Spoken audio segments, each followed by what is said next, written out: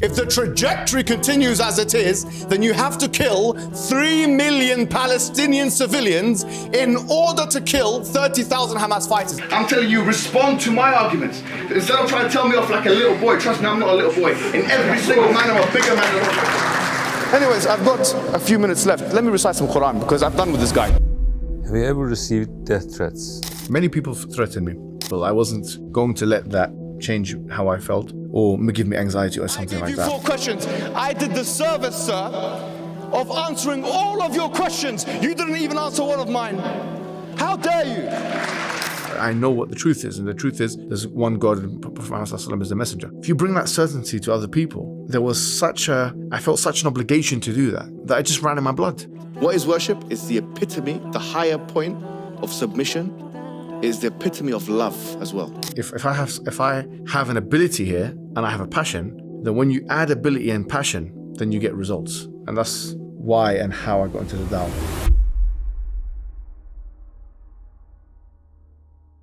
Assalamu alaikum, brother Muhammad Hijab. Thank you very much for accepting our invitation. We are very happy to have you with us. I want to start by asking, who is Muhammad Hijab? Can you tell us briefly about your life?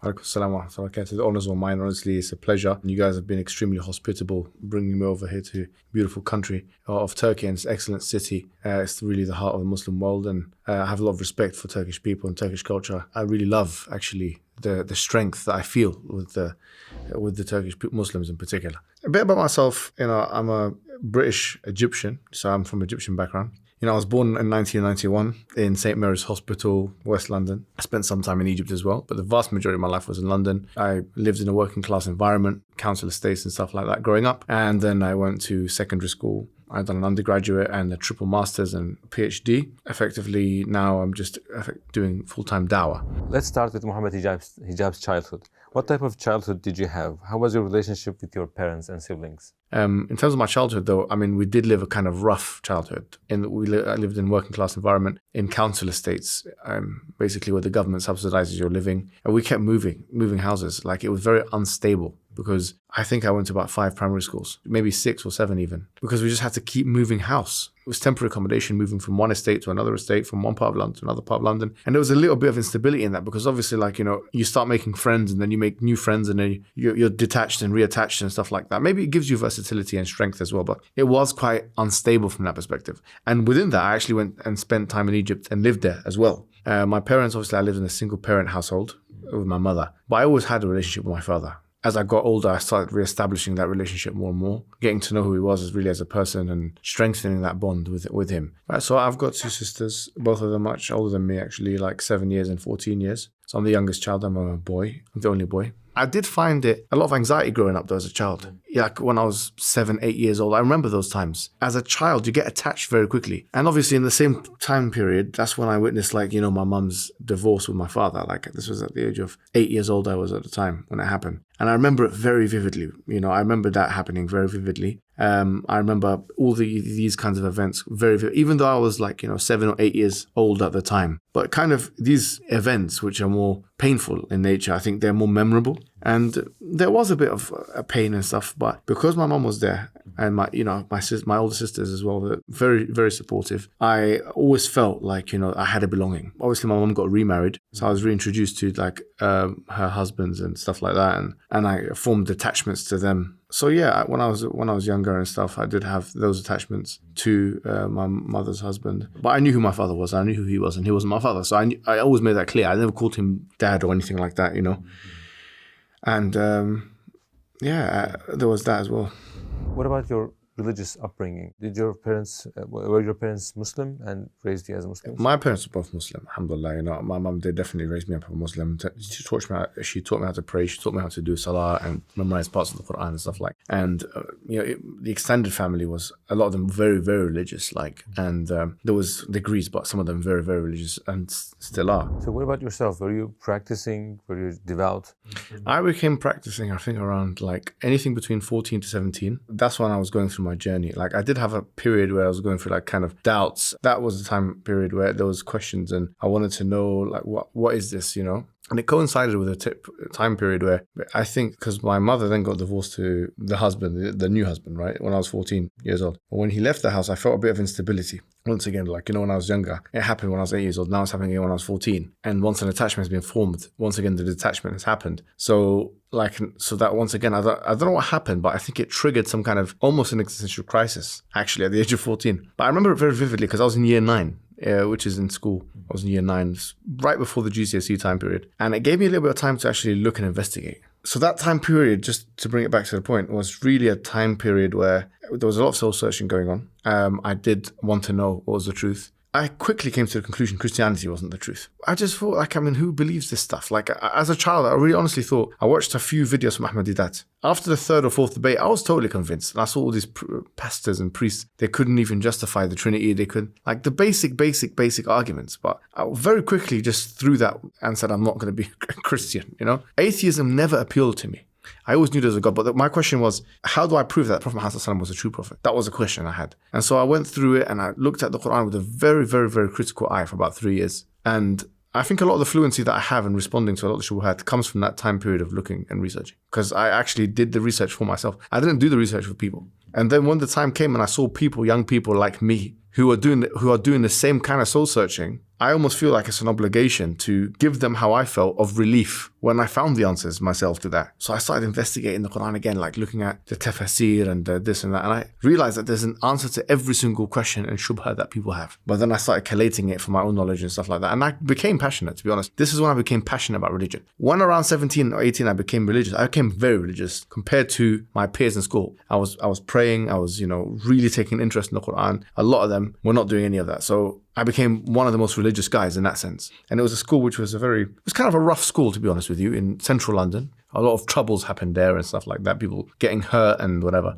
And it was in that area, yes. And I never engaged in gang violence or anything like this. I never engaged in that, but it was very close to me. I saw it right in front of me, do you know what I mean? And I was speaking to these kinds of people and I was trying to make them religious, and I got my driving license when I was 17 years old. A lot of them, I would drive them around and I say, listen, I'm not going to let you pay for petrol, but just let me read this book to you. This book of Sirah, for example. And I had the small book of Sirah and I had a small book of some of the miracles of Islam and stuff like that. A lot of them became Muslim. So I started doing dawah very early on. Because remember, I said I had a kind of existential crisis at the age of 14, 15, 16. When that left me, and I think there was a pivotal moment when I went to Egypt and they were praying, there's a particular qari called Farid Hatim. And there was a beautiful, in Alexandria, where I'm originally from, a beautiful, Ramadan Tarawih prayer. It was 1 million people on the roads. You can probably see it online. It was shocking how many people. It was almost Mecca, Medina levels. And then I came back and I made dua. It wasn't an intellectual thing. And I came back so solid in my faith because I felt so relaxed. I felt so peaceful, so tranquil. I wanted to disseminate that. I wanted to give that as a gift to my friends, to my close ones and stuff like that. Because it gives you the best kind of grounding that you can have. Having this feeling of, I know a certainty. I know what the truth is. And the truth is, there's one God and Prophet Muhammad is the messenger. If you bring that certainty to other people, I felt such an obligation to do that it just ran in my blood. Anytime I get a chance to speak about religion to someone, I would do it. Yeah, and there was no cameras or anything like that. I was doing it in schools, in playtime, in the car, outside, having religious debates with Christians when I was 17 years old. And it continued up until the point where I was in an undergraduate level in university. And usually they have these debates. And this was an official debate with a Christian guy. Basically, I remember I went and done that debate and it was very, very, very successful. Everyone was talking about it. I said, you know what, this might be a talent I have. So then I'd done another one. I realized that, you know what, this seems to be my calling, to be honest with you. And then that's when I realized that, if I have an ability here and I have a passion, then when you add ability and passion, then you get results. And that's why and how I got into the dawah. You mentioned that you grew up without a father after the age of 14, right? And I heard somewhere that the dawah became a father for you. Yes. What does that mean? Yeah, because obviously my father divorced my mum when I was 8. The stepfather divorced my mum when I was 14. So now I'm looking for the father figure. And so I started looking online. So in that period of time when I was from 14 to 17, the figures that many of you have heard, like Zakir Naik and stuff and Ahmadiyyat, and I was looking at those, watching their stuff and consuming it quite rapidly, actually. There was lots of them. So I started watching them and I started liking it, to be honest with you. I'm known in the da'wah. Nouman Ali Khan became a very big figure for me because he started translating the Quran and helping me understand it. At that time, I didn't understand it. So he's, in a way, one of the main figures, because he introduced me to certain things about the Quran that I didn't know, actually. And I think his service to the Quran is like the best service in the English language that I've seen in the last probably 30 years. Yeah, it's phenomenal. And to the lay audience, it's brilliant work he's done. And he had an impact on me. You know, a lot of these guys, they had a big impact on me. And I took it all in. And it did actually help me solidify my faith, quite frankly. Now we want you to answer these questions shortly. Yes, sure. The thing Muhammad Hijab enjoys doing the most? Reading Quran, spiritual stuff, spending time with family and friends, and traveling. I would say these three things. The best decision Muhammad Hijab has ever made? The decision to spend time with the Quran. I think that's the best decision. The worst decision Muhammad Hijab has ever made? Not starting my memorization of Quran younger. The first thing Muhammad Hijab would do if he got to paradise? I would like to meet the prophets. The last thing that you searched on Google? Even are you talking about non-incognito mode as well? No, I'm joking. I'm joking. I think the last thing Can I check? Oh, okay. Okay, I'll be honest. I researched dua as-safar because the thing is, I know Allahu Akbar, Allahu Akbar, Subhanallah sakhkhara lana hadha wa ma kunna lahu muqrinin wa inna ila rabbina lamunqalibun, which is the ayah. But that next bit, for some reason, I've never applied it to memory. Allahumma anta al-khalifatu fi safar. Like I haven't memorized all of that bit, that next bit yet. So I was traveling, obviously coming here, so I was doing dua. I haven't memorized that. I memorized majority of du'as, subhanallah, in that book of Hisn al-Muslim, but this is not one of them, so I had to look at it. The moment where you felt extremely embarrassed, the moment that you could never forget, your shame. Well, I think there was a time where I was trying to slam dunk when I was 13 or 12, 13. You were always tall. Yeah, I was trying to slam dunk. You were always tall. Yeah, some kid came behind me and tried to pull my trousers down. And he succeeded. And then he succeeded like 50%. And I had to quickly yeah. What is the most unforgettable memory that you had at Speaker's Corner? I actually tend to remember things that happened with other speakers. And for example, for me, one of the greatest ones, which I watched maybe 10 times, 15, just for laughs and kicks and enjoyment, was when there was a guy called Godwin, I cannot remember his name. He was one of the most arrogant Christians, and he was debating Adnan Rashid. And this, if someone has not watched this, they must watch this. Amazing, very, very enjoyable watch, which is that he was shouting, Godwin, to Adnan Rashid. And Adnan Rashid is a master of the Bible. He knows this, and he knows the comparative religion and stuff. And he was just smiling and letting him basically dig a hole for himself. And he was saying, David is not a prophet, because they were talking about what does it mean to be a prophet. And he said, David is not a prophet. Show me. And he brought the Bible up where in this Bible David is a prophet, you know. And then Adnan was letting him say, you know, what he wanted. And then before Adnan can do it, even a Christian, he came out and said, David, who was a prophet, he read it from the Bible. And everybody just, you know, gasped and I was there, I was watching it. I loved that moment. It really was one of the most enjoyable moments in Speaker's Corner for me. So his career was finished as well? I think he left. I think after that, he didn't come back to the park. In the debates, when you have time left, you start citing the Quran. So why do you do this when you have, you know, arguments to maybe embarrass that person? The reason why is because the Quran itself is a very powerful medium by which and through which people can connect directly with the words of Allah. Sometimes stating the position is better than making an argument. Sometimes asking a question is better than stating the position or making an argument. So we have to vary the tools here, mix it up. And the Quran speaks for itself. If we truly believe that the Quran is the word of Allah, then why shouldn't we at least insert a portion of the Quran in our speeches? So I think it's very important that people who do debates or that do da'wah, they bring the Quran to the fore. So that's why I do it. Have you ever received death threats? Has anything bad ever happened to you because of what you do? Many people threaten me. For example, the escapades that I had in Leicester with the Hindutva group, there was a lot of threats coming from that, but I knew that these were weak people.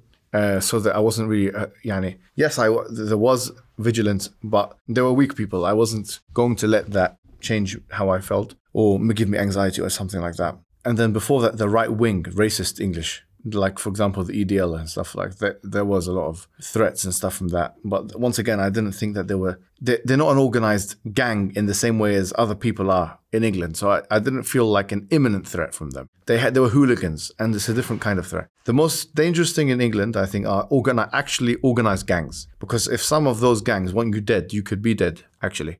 So alhamdulillah, I've never actually been threatened by that element of British society. And if it was, it would be a completely different game. But since it hasn't been that, it's been relatively manageable. In your debates, official debates and videos, we always see your facial expression as serious. Have you ever had an emotional moment while you were debating? You lost control, maybe cried, I don't know. That's usually the debates I have with my wife in private.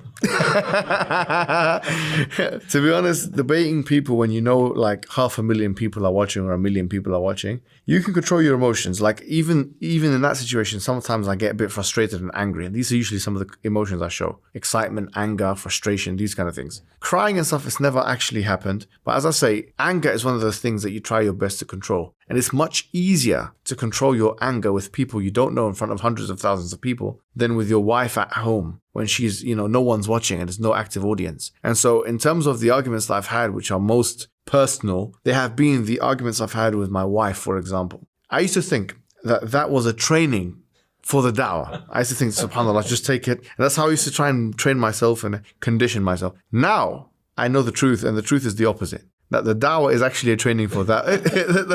Because the da'wah is easier. And so controlling yourself when there's no one there, except Allah can see, and obviously you and the person, that's much harder for the average. Everyone has to deal with that. What are you going to do? Are you going to explode? Are you going to shout? Are you going to curse? Are you going to go physical on your wife? What are you going to do in a situation? So I realized that really the qimma, or the apex, or the pinnacle of self-composure and what they call temperance, self-discipline, is when you're in private areas, not public ones. That's where the real test is, and that's where the real fight is. When I watched your debate with you in South Africa, she just, the other guy said something, and Hamza Tortis just, hold your shoulder. So just calm down. So if he didn't, were you going to attack him? I don't know why he did this. I mean, no, I wasn't. You were just frozen, just shocked. He's just something so absurd, and how can he say that? And I think he wanted to... He was cutting me off, and he was the one complaining about me cutting him and interjecting. So I was thinking, how can you cut me off after the speech you just gave about me doing the same thing, you and your friend making these speeches? So I was shocked because I spoke for about 10 seconds and he cut me off. And I was explaining to him with academic references, and I had thought about the answer, and I thought, this guy, maybe he is sincere. Maybe he wants to hear an answer from the Islamic tradition. The fact that he cut me off, I found it quite rude, actually. I'm quite an animated person. It's very difficult for me to hide my emotions. I'm not a very stoic person. Even when Allah sends Musa alayhi salam to Pharaoh, as you know in the Quran, he tells him to speak to him softly. But you, on the other hand, can sometimes speak very harshly when debating. Is your opponent worse than Pharaoh that you do this? Isn't there a possibility that you may distance the other person from Islam by breaking his pride? Aren't you afraid of the responsibility of this? A lot of people use this ayah like فَقُولَ لَهُ قَوْلًا لَيِّنًا. And this is very well oft quoted ayah in the context of da'wah. So both of you say to him, Moses and Aaron, a lenient word. Maybe he will يَتَذَكَّرَ أو يَخْشَى. Maybe he will remember, or he will fear. Now, one has to remember this is in the beginning. Musa was given this command when he in the first instance, was told to go to Pharaoh. This was not the continual tone of Moses to. In fact, if you look at throughout the whole Quran, Moses issues threats to Pharaoh. Even though he was part of the oppressed, persecuted group, he was sarcastic to him. For example, he said, وَكَيْفَ تَمُنَّ عَلَيَّ? And how do you confer your favor upon me when you عَبَّدْتَ Bani Israel? You are the one who enslaved Bani Israel. So he was being sarcastic, he's being rhetorical with him, asking him questions, undermining him, to the point where he challenged, frankly, the magicians. And then he came forward, and there was a public gathering and a challenge and all these things. And then it became more and more severe as he became more and more arrogant and rejecting of the signs. So that's the case study of Moses and Aaron. But even if you look at the verses in the Quran relating to the Prophet Muhammad, yani, as-salam, even there is وَغْلُظْ عَلَيْهِمْ. I mean, this, you cannot remove that from the Quran in the sense that you have to fight the disbelievers. Obviously, not all of them. This is a particular kind. وَغْلُظْ عَلَيْهِمْ, and be harsh with them. But there's وَغْلُظْ عَلَيْهِمْ, in another verse, وَإِن كُنْتَ فَضًّا غَلِيظَ الْقَلْبِ لَانْفَضُّوا مِنْ حَوْلِكَ. If you were so harsh-hearted, they would have run away from you. So there's a time to be غَلِيظ and there's a time to be layyin. Now, where do we distinguish between, and how do we know when to be ghalidh and when to be layyin? So Allah says in the Quran, وَلَا تُجَادِلُوا أَهْلَ الْكِتَابِ إِلَّا بِالَّتِي هِيَ أَحْسَنُ إِلَّا الَّذِينَ ظَلَمُوا مِنْهُمْ. This tells us, Surah Al-Ankabut, do not have discussion or debate with of the people of the book, except for the ones who are oppressed among them. So how do we know who's oppressed among them? The ones who rejected and keep rejecting, number one, and or if they are mocking Islam. Like we know, for example, Nuh alayhi salam, he says, إِن تَسْخَرُوا مِنَّا فَإِنَّا نَسْخَرُ مِنْكُمْ كَمَا تَسْخَرُونَ. If you mock us, we will mock you as you mock us. So I think the way to know, it depends on what the person is doing. If they're coming with good energy, humbleness, if you know they're not trying to gratuitously insult you or your religion or your community, because you're not doing that with them, they're doing that with you. Someone says the F word to you or to your mother or to your father. This means you're trying to hurt me, and I haven't tried to hurt you. If they start like this, then you can return the favor. If they don't start like this, then you shouldn't return the favor. You should be humble with them just like they're humble with you. So we are being fair with them. That's all we're being. If somebody wants to make a career out of attacking Islam, make money out of it, then they must be humiliated, I think. I want you to be sincere and open with me. Yes. If you were to die right now, do you feel yourself closer to hell or paradise? What do you think? Paradise, definitely, because I think, look, at the end of the day, it's there is an ayah in the Quran that says, the ones who hope to meet Allah. You cannot hope to meet Allah and think you're going to the hellfire. You cannot, like someone who's about to go into the battlefield, هل تربصون بنا إلا إحدى الحسنيين. Like someone who goes, like in Surah At-Tawbah, it says someone who has the two good things, which is martyrdom or victory. You cannot have these feelings unless you think good of Allah. And the hadith says, أَنَا عِنْدَ حُسْنَ ظَنَّ عَبْدِي بِي. So you are as I am as my slave thinks of me. If my slave thinks I'm going to take him to hell, why would his slave think, if you're doing what Allah has asked you to do, the prayers and the fasting and the 5 pillars, and you believe in the 6 pillars of Iman, why would someone actually think I'm going to hell? This could be problematic because وَلَا يَيْأَسُ مِنْ رَوْحِ اللَّهِ إِلَّا الْقَوْمِ الْكَافِرِينَ. As Yaqub said in the Quran, who would be the hopeless of the mercy of Allah except for the disbelieving people? So if one thinks they're going to the hellfire, I would really question their hope of Allah's mercy. It could actually be a form of disbelief if they believe in Allah and they believe in the Messenger and they're doing what Allah has told them to do in the Messenger. It could be seen as qunut, it could be seen as yats, it could be seen as hopelessness of the mercy of Allah for someone to actually believe in that. So in my case, alhamdulillah, I don't have this. How does Muhammad Hijab spend his ordinary day? I do Athkar sabah and masa. I spend about 20 minutes each time. So if I do both, it's about 40 minutes, frankly. But it could take 30 minutes, but it's about 40 minutes. I do the Quran. I have a quota of the Quran. I have, obviously, every day is different in terms of what I study. So in the week, I would probably study about 30 to 40 hours, minimum. Whether it's I'm talking about PhD or like I do a lot of durus and stuff like that. Almost every other day, I have a different dars with a different sheikh. If it's not durus, it's we call niqash. Like literally get the students of knowledge, bring out a topic and then let them talk about it. Obviously there's writing. Like, so we've got a lot of writings that have not been published yet, which are going to come up on Sapiens. In terms of PhD, you have a supervisor. So you go and speak to the supervisor, you speak to other academics. There's a lot of that going on. I put a quota in place for gym. My ideal is to go to do weights 3 times a week. Shadow boxing, where I do incorporate both kicks and punches, is very important. I try and do swimming in a week as well because it's better for the joints. And I take my kids to swimming. I spend a lot of time with my children. And obviously my parents. I spend a lot of time with my parents, both parents, my siblings, my nieces. So I spend in the week, in the month, I've seen all my family members, you know, in the UK. And then the ones in Egypt, I make sure to go and see every single one of them when I can. Obviously, I don't go all the time, but I'm saying that if I can, I will. And I communicate with all of them, you know. Like I'm big into family. I'm actually big into family. If a young man comes to you and says, I really admire you, I want to be a knowledgeable Muslim just like you, what advice would you give him? I'd say there's a lot more you can do than what I've done, because there was a lot of things that I could have done better. You know, I would just say, look, start with the Quran.